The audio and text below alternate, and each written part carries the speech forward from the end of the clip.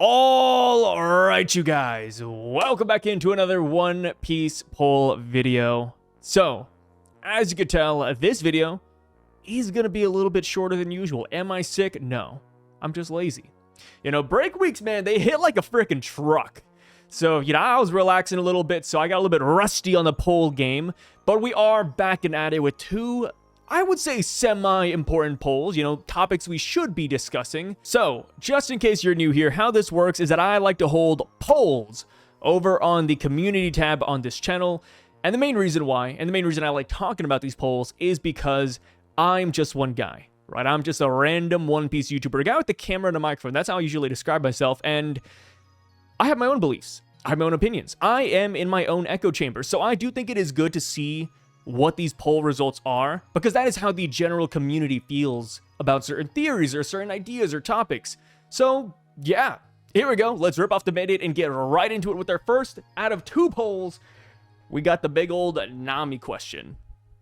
So obviously, because of the most recent events with like Roxy Syvduck, and then a bunch of other characters like Zoro being revealed to be a Ryuma descendant, Nepo piece has been in full swing, right? People are saying, these characters are all Nepo babies. And I think that is true to a certain extent, but we can't undermine the hard work that they put in to get to where they are now, right? They're not just handed their power on a silver platter. While they do have good genes, we can't dispute that, they did still have to work to get where they are, right? I think that's kind of where I fall. So I did want to ask the question, Nami, does she have some sort of special lineage? When we go on with One Piece, will we learn that Nami is actually a princess, a really important Void Century descendant, or anything else in that vein? I put the question up here, and we got 44% of people saying yes, she will get to that reveal, whereas 56% say no, she is just a regular person. And looking at the votage here, is that a real word, votage? Voters? Yeah, looking at the number of voters, we got 8.3 thousand people. I always like to look at the number there because that really shows you how grand this all is, right? If you were to put 8,000 people in a room, around 4,000 of them would say that Nami does have some sort of special blood, and then the other 4,000 would say no, of course, right? That's a lot of people, right? That's not nobody. So personally, I just want to throw my theories out there, and then we will get into the comment section there. Personally, I do think she has some sort of special lineage. If I had to get specific on what I think Nami actually is, if I had to put the chips down, I would say that she is a celestial dragon. And I don't think it's going to be a situation like Bonnie and Ginny, by the way. I think she would have been a loved child of the Celestials. I think she might even be a pure-blood celestial dragon, which might sound insane, but I do have some, reasoning or theories as to why I believe that, right? I'm not just shooting from the hip. So first things first, Nami's backstory is left open, right? Go back to all the other Straw Hats who have somewhat open backstories. Oda has gone back over them and just, gave them more flavor. Kind of like Brook, right? We had Brook's backstory for the longest time. And then, lo and behold, right, we're getting more here on Elbaf. Of course, it's not fleshed out yet, but Oda has teased something in the past with Gunko, right? Possibly when he was still alive. So that is huge. Even going to Frankie, in the most recent Vivre card drop, Oda revealed that Queen from the Beast Pirates had a kid 30 odd years ago. And if I recall correctly, the timeline matches up perfectly with when Frankie was born. And then, of course, based off of Frankie's backstory and the little we know of it, his parents were actually pirates. So the whole Queen connection kind of makes sense. And then, of course, all the parallels with how they dance and the fact that they never met each other in Wano. I think that was a pretty hot theory when Oda dropped that information.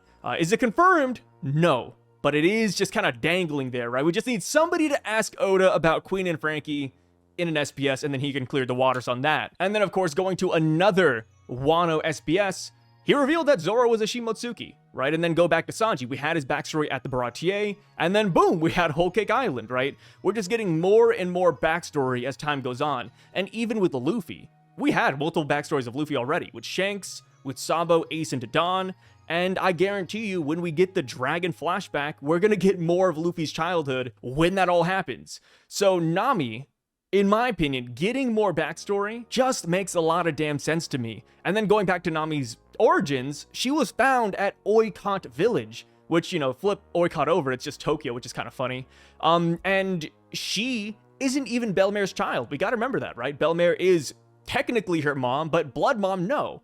Right? So Nami's parents are still left in the wind. Are they still alive? Are they dead? We have no clue. Belmare simply found a young Nojiko carrying baby Nami. Nojiko and Nami aren't even related, right?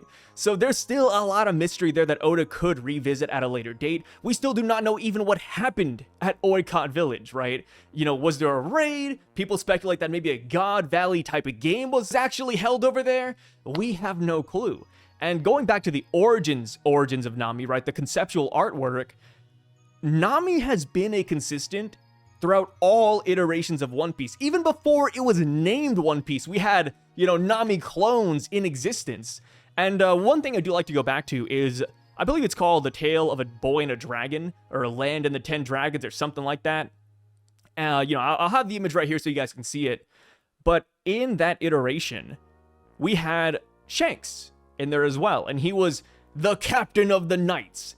And of course, Shanks in the current story, not captain of the knights, but guess what? His brother is, and his dad is, right? Oda, to some extent, brought that into the story. So that is why when we look over to the potential Nami clone, Princess Karino, I'm like, wait a minute. If Oda somehow roped in the Shanks Knight angle into One Piece, he could definitely rope in the Princess Karino Nami thing, right? Like, I don't think that is super insane to think about. Also, the main reason why I'm bringing up this poll in the first place actually does tie back into God Valley. Because in the latest chapter, 1160, when Dragon found baby Shanks and Shamrock, he made a comment about them. He said, wow, they're not crying despite what is happening on this island. And the reason why I find this comment so interesting is because back when Belmare found Nami in the ruins of Oikot Village, Nami, kind of like baby Shanks and Shamrock, she was oblivious to the chaos around her. Nami was actually laughing amidst all of this. This right here could simply just be Oda saying that babies are oblivious, they're innocent, they're pure, and that they do not know the horrors of war.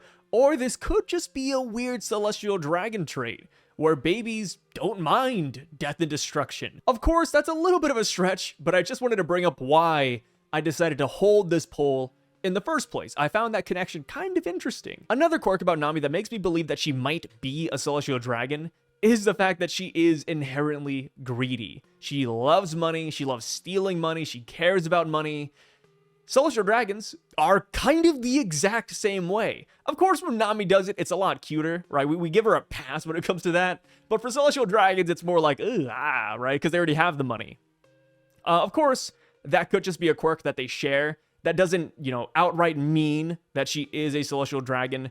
But because we're talking about this theory, you know, I do raise an eyebrow when it comes to that. As far as what family Nami could be from, that's a tough one, right? I think Norona would be pretty cool, but I think that would put too much onus on it. She could be from the Man Myers. I think that would be kind of awesome.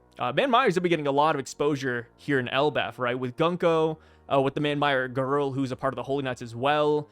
And then, of course, in the One Piece live action, we do have a building called Man Meyer at Logtown, which could be a nice little Easter egg. And it is a shopping district in Logtown too. And if we know one thing about Nami, it's that she loves to shop. So maybe there's like some sort of connection there. So yeah, I do like the Celestial Dragon Nami route. Does it matter the grand scheme of things? It could. I definitely think it could matter. Oda does like his rescue arcs, right? Look at Enies Lobby. Hell, look at Marineford. Even look at God Valley. It's a rescue mission for Shaki. And, of course, Rox's family. So maybe sometime in the future, there'll be a plotline where Nami gets kidnapped by her family, and then we have to rescue her at Marie's Raw. That'd be pretty cool. Does that have to happen? No. I can tell some people might not like that idea. And then, of course, like when it comes to Nami being kidnapped, I think Imu could be another candidate for that too. You know, Imu does seem to like a lot of women, right? When it comes to Lily, when it comes to Vivi, could just be a descendant thing, but maybe Nami falls in that same vein. You know, Imu looks at Nami and they're like, wait a minute. Bring her back to the Holy Land, right? That seems like something Imu would do. They're a little bit of a gooner. And then another thing we do have to keep in mind is that right now, as it stands, the Straw Hats have no reason to go to the Holy Land to fight Imu. Right? Just think about it. We're after the One Piece. Unless the Holy Land has a poneglyph that we know about or learn about, Luffy doesn't have to go there. So if Nami does get kidnapped by Imu, that would put them in our path. That is why, you know, leading up to this chapter, I kind of thought that maybe Emu and the Holy Knights might be successful when it comes to kidnapping the Elbaf children, because that right there would put us on the path to going to the Holy Land to rescue them. So either way, I feel like something is going to have to happen that makes us go up and fight Emu, because right now, Luffy doesn't really need to. As far as the no, Nami is just a regular person, I can see that too, right? Even though I believe in this theory, it doesn't have to be the case, right? Theories are simply that. Until they're proven right, they're just existing in the void. So, as far as Nami being a regular person, I think that's pretty cool. There's nothing wrong with it. I do like the notion that Nami had no special lineage to back her up. But of course, like I said, we will see. So, into the comment section, we got a lot here. 142 comments. We're not going to read all of them, of course. We're just going to read like the top 5 or 10, and then we'll move on to the very next poll. But, top comment says, of course she does. Everyone has a Nepo piece. She's been one of the core concepts in every OP prototype. That's what I brought up too. You can tell how important her character is to the story. She's the most unlikely Straw Hat to die by the end of the story, and it's not even close. And after Whole Cake Island, you can never say that something like her being royalty is impossible. Even if she isn't, you know Oda will get her involved in some BS with Emu or something. Wow, is this my alt account? That's crazy. This says, I just find it very weird how she detects the weather pattern so easily it surprises Vivi. I can see her having a special lineage of some kind. I like that. And the thing is too, right? I mentioned royalty, but we could also spin it to a different route and say that she's from a special clan, right? Because I think the clan route would also be kind of fascinating. I'd say like adjacent to the Davy clan. Like maybe the Davy clan has their specialties with Blackbeard, etc. and rocks. And then we have the Monkey clan. Maybe Nami is from a different clan entirely, and her clan specializes in weather phenomena. I think that would be pretty cool. This says, of course, even Buggy must have something special about him. I bet at least one, if not both of them, are from one of the first 20 families. Yeah, I believe the same with Buggy, actually. I should hold the Buggy poll later. Actually, wait, I think I already did. Wait a minute. I think I held this poll like maybe a month ago, but yeah, Buggy, it was stated that his nose is real. So because of that, I do lean towards Buggy being a part of a special clan too, or just a special race. And when we did see Joy Boy fight the 20 kings and queens in Vegapunk's flashback, of course, it's all silhouetted, but at least one of the kings kind of had like this bulbous shape on their face. Could just be a crazy nose, but it could also be a clown nose. So yeah, it's interesting, right? All these characters are getting crazy backstories and special lineage here in the final saga. I mean, dude, look at Moria. If Moria can get special lineage out of nowhere. Well, not out of nowhere, it was built up. But if Moria can get that treatment, yeah, Nami and Buggy, for sure, for sure. Especially with Buggy and Nami being some of Oda's favorite characters, right? Nami existed in every One Piece prototype. Even when it wasn't called One Piece, Buggy stated to be one of Oda's favorites, right next to Gaimon, like brother. Yeah, they're gonna get a lot of glaze here in the end. I sense a lot of people are going to be upset when Nami's lineage gets revealed. People acting like all the Strats didn't have significant ties in the world. Even Chopper is tied to Kureha and the mountain of history that she undoubtedly holds, as well as his ties to Hiruluk, who probably has a history to explore as well. Nami is arguably the second most important Straw Hat right behind Luffy. Oda has always had a plan for who she is and her lineage. Yep, I agree with this. And, you know, Chopper, another key one as well, right? Kureha backstory, brother. We're going to get that eventually. Coming into the King Hero flashback, I genuinely thought we'd get Kureha backstory here. Didn't get her. Surprisingly, did not get her whatsoever. But we have to remember, right? I always like to bring this up. Kureha knows about the Will of D. And she was the first person in the entire story to not just mention that, but to mention Gold Roger's real name. She was like, Gold D. Roger, huh? Oh my god, yeah. Kureha lore is gonna go crazy, brother. I'm trying to think of like another Straw Hat that could get some more backstory. I guess Jinbei would be a decent one, but we don't need Jinbei backstory, do we? Usopp, we're gonna get that when we get the Yasop lore. The only Straw Hat that I can think of that's probably not gonna get any more lore might just be Jinbei. Yeah, I mean, Jinbei, funny enough, we haven't seen Jinbei's childhood, so Oda could go back there, but I don't know why. Is that crazy to say? I might pull that later. Will we get more Jinbei backstory? Like Frankie, you know, I considered the reveal with Frankie potentially, you know, being Queen's son. I think that's massive. You know, that like I said, not confirmed yet, but the fact that we're theorizing about that, I think, you know, puts a lot of onus on that already. But Jinbei, I just don't know where to go with that. Like, oh yeah, Jinbei was a little fish boy at one point. I don't know. And then Chopper, right? Aside from Kureha, people even think that Chopper's devil fruit is something else entirely, which that could right there be another great pull for later. So this one says, while I get some people might be off-put if she is, because it feels like the whole Stry crew will have some special lineage-abilities, that trope kind of fits a story. The reliance on fate and willpower to achieve your dreams feels right. Yeah, and the whole thing with the Harley text, right? The Harley text depicting so many different people coming together to fight Emu in the end, like, it feels like this is a repeat of history. Like, this is all ordained to some extent. So I wouldn't be mad at it. Like, at this point, dude, I'll take anything. This one says, she probably is special, but I prefer if she's just a normal child whose parents were killed in a war. It starts to hurt the Stry crew dynamic of just a whole bunch of people that ran into each other and grouped up if they all secretly have some crazy lore. They kind of do, though, right? Like, I mean, Sanji's a dang Vinsmoke, you know, Zoro, Ryuma descendant, Luffy, son of the most heinous criminal and the hero of the Marines, Garp. What's next? Chopper. We don't know the Dr. Kureha stuff yet, but Dr. Kureha might be big. Dr. Hero Look, of course, a thief in the West Blue, could be big as well. Damn, I'm like blanking on the strats. Usopp, the son of Yasop, who is like a commander in Shanks' crew, right? And then we have Jinbei, first son of the sea, former warlord. Don't know much about his backstory, like I said. We don't know about Frankie. That, like I said, that's still a theory. And then we have Brook, who's tied to Manmeyer, Gunko, and potentially Celestial Dragons. Like, dude, the crazy Straw Hat lore, that's kind of become the norm, I would say.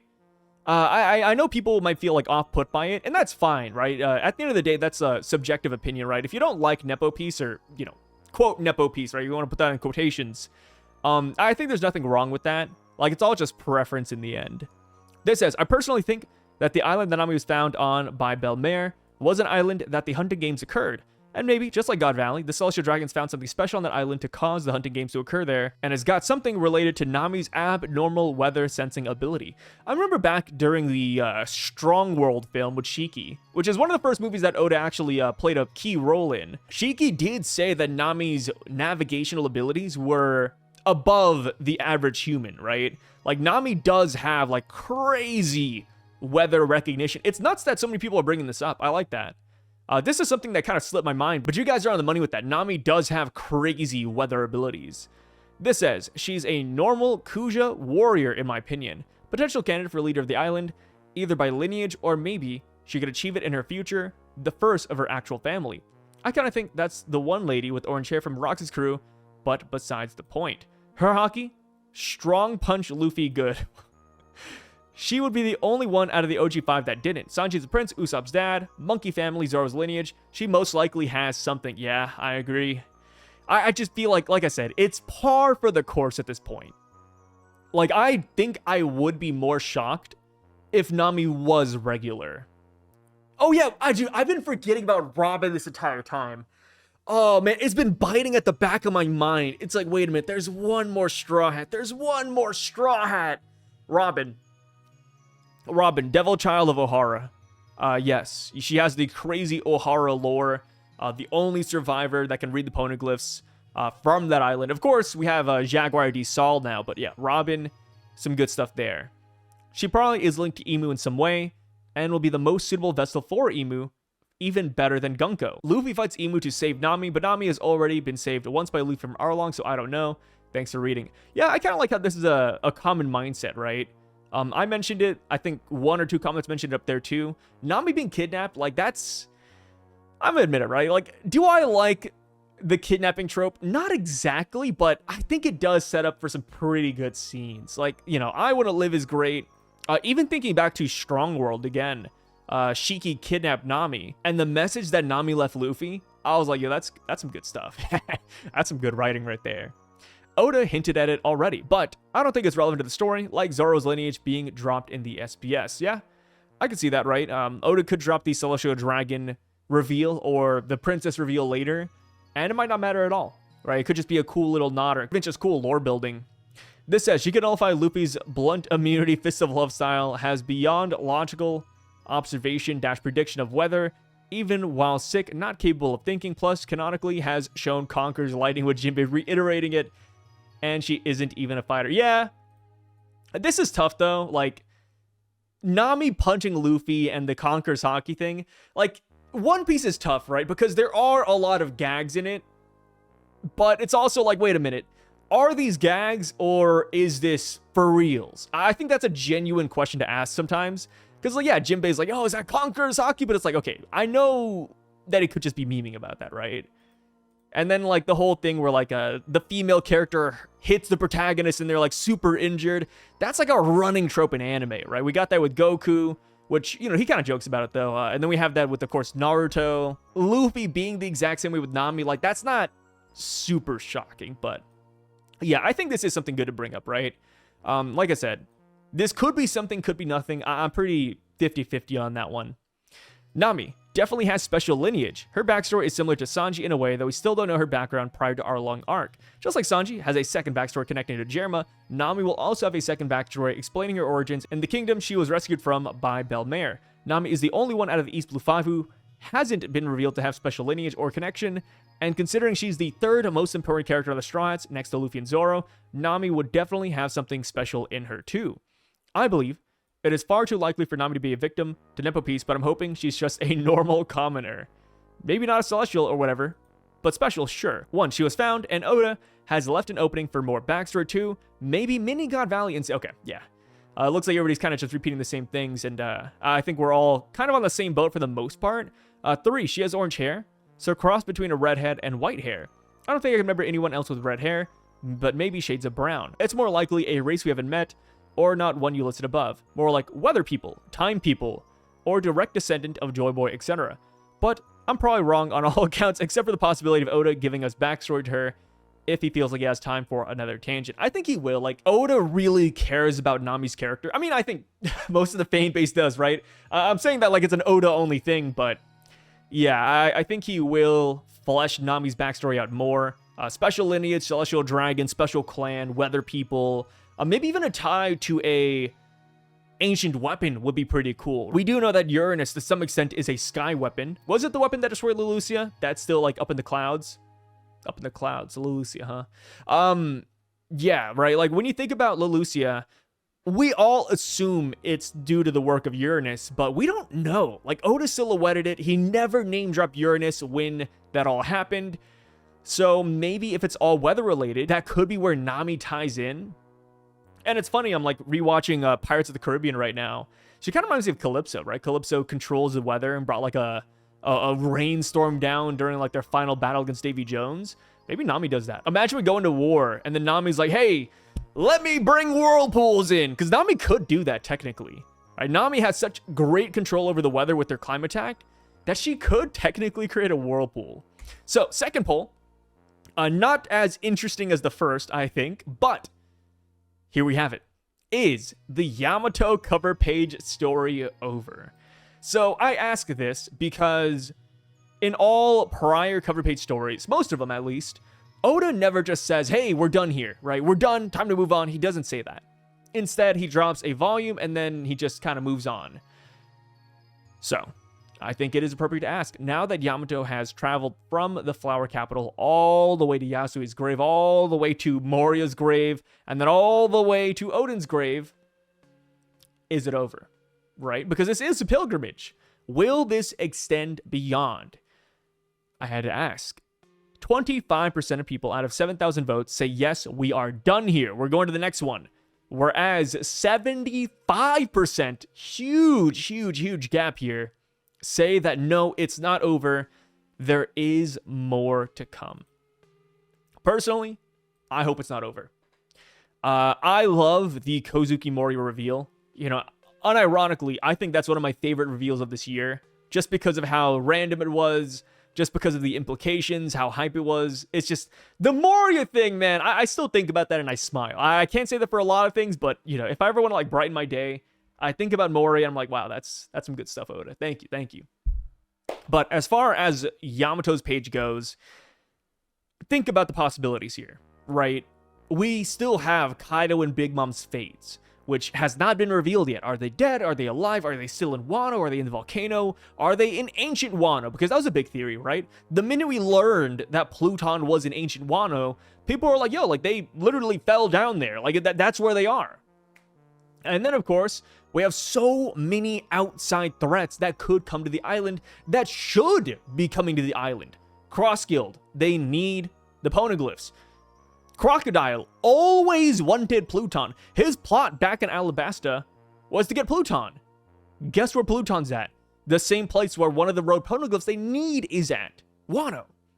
Blackbeard, he has Caribou. Caribou knows that Pluton is underneath Wano. Blackbeard could easily come by here because he would want the ancient weapons to help him become king of the world. And then another group we have to bring up here are the Beast Pirate remnants, like Jack the Drought, Kaido's, #1 prodigy.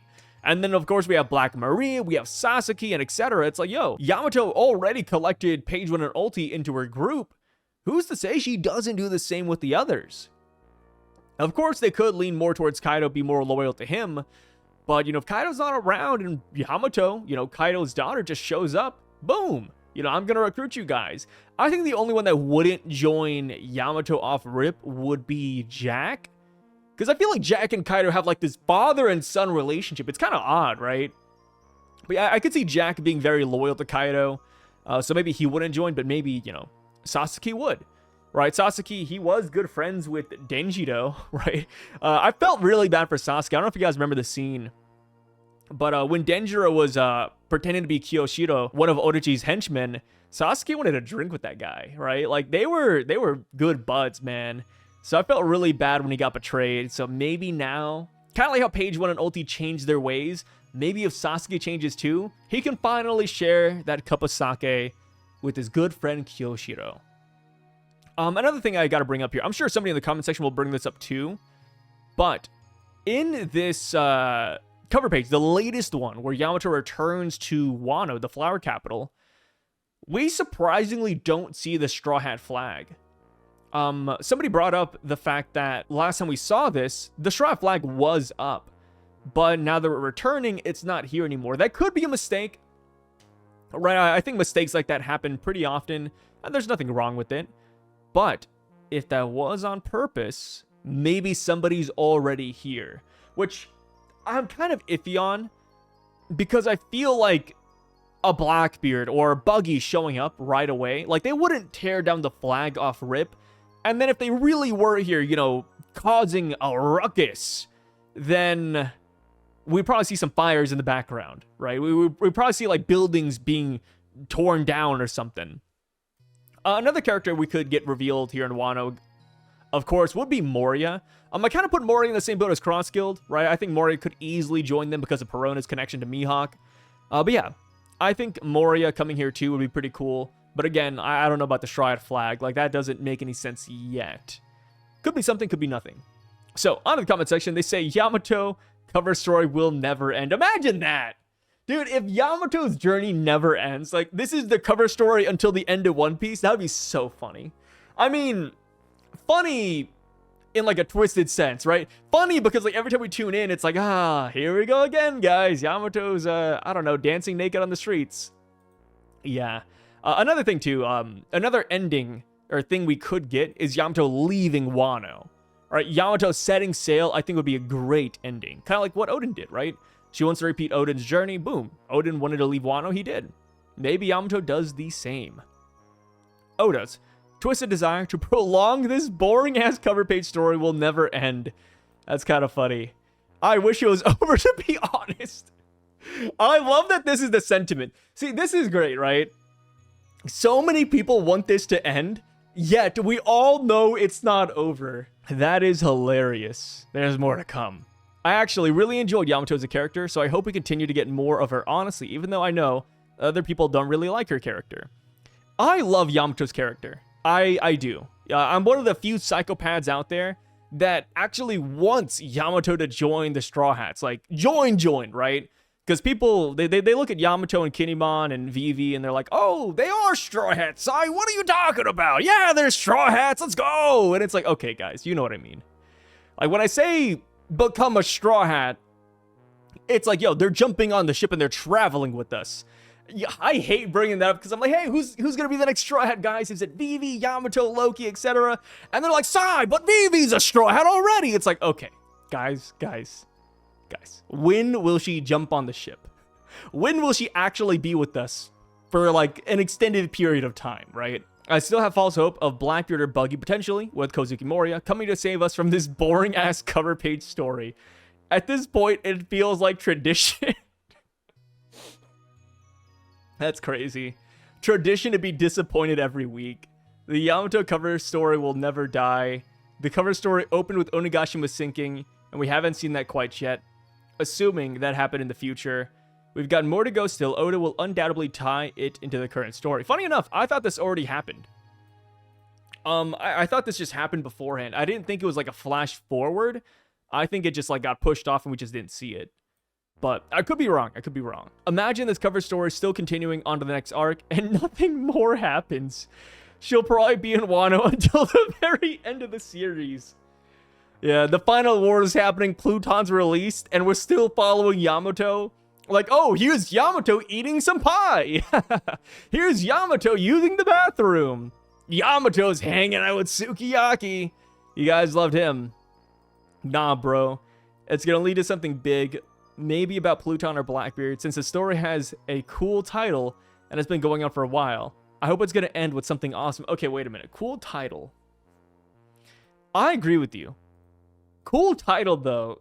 Obviously subjective. Yeah, that's an opinion. I don't think it's that cool. It's Yamato's Golden Harvest Surrogate Pilgrimage. Like, I don't know, man. Like, pilgrimage is not that amazing. I feel like we need some group to show up in Wano, be it Blackbeard, Crossguild, or Mads. Oh, Mads, that's a good one. But that last cover page looked like the final page for a cover page story. It does. I think Blackbeard will invade Wano. I do too. I would love to see more of a cover page story, like what happened with the other crew members or Kaido, or how some of the fan favorites are doing. Fan favorites. Wait, who's the fan favorites? I mean, maybe it's Kaido. Maybe you mean Kaido. Yeah, Kaido, Big Mom. Yeah, okay. It's funny because you say fan favorites, and like immediately my mind flashes to the Scabbards, and I'm like, wait, do people like the Scabbards? I mean, even Ocho, right? Ocho, the Yakuza mob boss girl. Do people even care about her? I remember talking to some friends, and I was like, yeah, like, you know, Yamato's with Ocho. They're like, wait, who the hell is Ocho? I'm like, okay, there we go. That's common reaction. Gotcha. I could be asked for too much, but I kind of want the end of the cover page story to be her giving a farewell to our boy Momonosuke after dealing with some sort of problem on land. Maybe another rogue crew member of Kaido's, and then sail out to sea to join my boy Luffy. Basically, I would love for her cover page story to be connected to the main story and join the Straw Hats, even though that might not happen. A man can dream though, can he? Yep. I mean, I think this is like a common mindset, right? People do want her to set sail. Yamato set sail out of Wano to truly mirror Odin's dream or something. I don't know, but she needs to do something, brother. Kozuki Moria is great, but I hope the Yamato cover page story gives us something important about Yamato. Yeah, I mean, the Kozuki Moria thing, you can't top that. You can't top that. But this is like the glimmering piece in the whole story, right? Just Moria. Blackbeard Pirates showing up in the next chapter. It isn't going to end until she sets sail to join Luffy. I just don't know what will happen between now and then. Maybe Crossguild shows up with Moria? Question mark. There has to be a purpose for that reveal. I think the purpose could be revealed in just the canon story, too. It doesn't have to be in the cover page story. Like, Crossguild is so prominent that, you know, if they don't show Moria here, we'll just simply see him later down the road. You heard it here first, folks. The Big Mom Pirates are about to pull up. Funny enough, you know, during the Vegapunk broadcast, we saw Montdior and Smoothie, which are the two Big Mom Pirates who did come to Wano, and we didn't know where they were at. Right, they weren't at Whole Cake Island with Katakuri, so they were like out in the open seas somewhere, so they could still be around Wano. And also, I skipped over this one, but they say, I think the cover story will overlap with the main story, and Yamato will join the Straw Hats the same way Odin joined Roger. This isn't bad, and I will admit, I kind of do want Yamato here in Elbaf, because right now, we know that the God Knights, the Knights of God, they can only be damaged truly through Mastered Conquerors Hockey or Precise Conquerors Hockey or something of the sort. We don't know the specifics yet, but Yamato, we gotta remember, Yamato does have Advanced Conquerors Hockey. So Yamato being in Elbaf, that would have been nuts. And I would even go as far as to say that that might be one of the reasons why Oda didn't bring Yamato with us to Egghead. You know, I don't know if Oda had everything figured out by that point, but maybe he knew that Yamato would hurt the Gorosei, So he said, whoa, whoa, whoa, let's not bring Yamato there because we're going to get all the reveals too soon. And then maybe that's why Yamato's not at Elbaf, right? Oh, Yamato conquers Haki? Well, if she was up there fighting Gunko, Gunko would have probably been injured, right? Summers probably would have been pushed back a little bit. Like, I could see this being a valid reason as to why Yamato did not join right away, if she does join, or if Oda wanted Yamato to set sail with this earlier. But yeah, that is it for today, guys. Just 2 polls, but those 2 polls ran up the clock. Holy crap. Well, even 2 polls, we talked for a little bit, but yes, again, guys, thank you for voting on the polls. I really freaking appreciate it, and we will be back for another poll video pretty soon. Until then, though, you guys take care, and peace out.